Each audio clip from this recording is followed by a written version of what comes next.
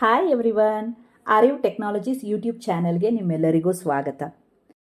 ಇವತ್ತು ನಾವು ತುಂಬ ಇಂಟ್ರೆಸ್ಟಿಂಗ್ ಆಗಿರೋ ಒಂದು ಎಲೆಕ್ಟ್ರಾನಿಕ್ ಕಾಂಪೊನೆಂಟ್ ಬಗ್ಗೆ ತಿಳ್ಕೊಳ್ಳೋಣ.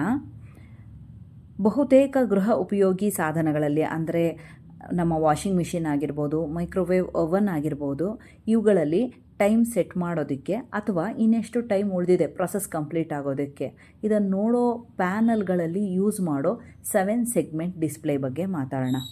ಈ 7 ಸೆಗ್ಮೆಂಟ್ ಡಿಸ್ಪ್ಲೇ ಹೆಸರೇ ಹೇಳೋ ಥರ 7 ಸೆಗ್ಮೆಂಟ್ LED ಮಾಡಲ್ಪಟ್ಟಿರುತ್ತೆ. ಅಂದರೆ 7 LED ಸೆಗ್ಮೆಂಟ್ಸ್ ಇರುತ್ತೆ. ಈ 7 LEDಗಳನ್ನು ನಾವು ಪ್ರತ್ಯೇಕವಾಗಿ ಕಂಟ್ರೋಲ್ ಮಾಡ್ಬೋದು ಅಥವಾ ಆನ್ ಆ್ಯಂಡ್ ಆಫ್ ಮಾಡ್ಬೋದು. ಈ ಸ್ಕ್ರೀನ್ ಮೇಲೆ ತೋರಿಸೋ ಥರ ಆ 7 ಸೆಗ್ಮೆಂಟ್ಸು ABCDEF ಮತ್ತು G ಆಗಿರುತ್ತೆ. ಈಗ ಇಂಥ ಒಂದು 7 ಸೆಗ್ಮೆಂಟ್ ಡಿಸ್ಪ್ಲೇ ಮೇಲೆ ನಾವು 0ವನ್ನು ತೋರ್ಸೋಕ್ಕೆ ಇಷ್ಟಪಡ್ತೀವಿ ಅಂದ್ಕೊಳ್ಳಿ. ಆವಾಗ ನಾವು ಈ G ಇದೆಯಲ್ವಾ, ಅಂದರೆ ಮಧ್ಯದಲ್ಲಿರುವಂಥ G ಸೆಗ್ಮೆಂಟನ್ನು ಡಿಆಕ್ಟಿವೇಟ್ ಮಾಡಬೇಕು. ಅಂದರೆ ತಲಾ ABCDEFGಗೆ 1 1 1 1 1 1 ಮತ್ತು 0ವನ್ನು ಕೊಡಬೇಕಾಗತ್ತೆ. ಈ ಇನ್ಪುಟನ್ನು ಕೊಟ್ಟಾಗ ನಮಗೆ ಆ LED ಔಟ್ಪುಟ್ 0 ಆಗಿ ಕಾಣುತ್ತೆ.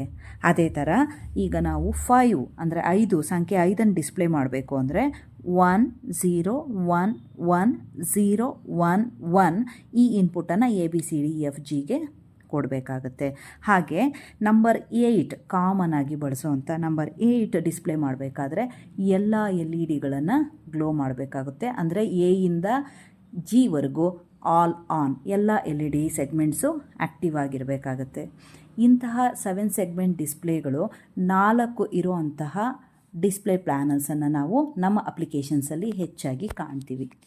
ಈ ವಿಡಿಯೋ ನಿಮಗೆ ಇಷ್ಟ ಆಗಿದ್ದಲ್ಲಿ ಲೈಕ್, ಶೇರ್, ಸಬ್ಸ್ಕ್ರೈಬ್ ಮಾಡಿ ಹೆಚ್ಚು ಜನಕ್ಕೆ ಈ ವಿಡಿಯೋವನ್ನು ತಲುಪಿಸಿ. Thank you.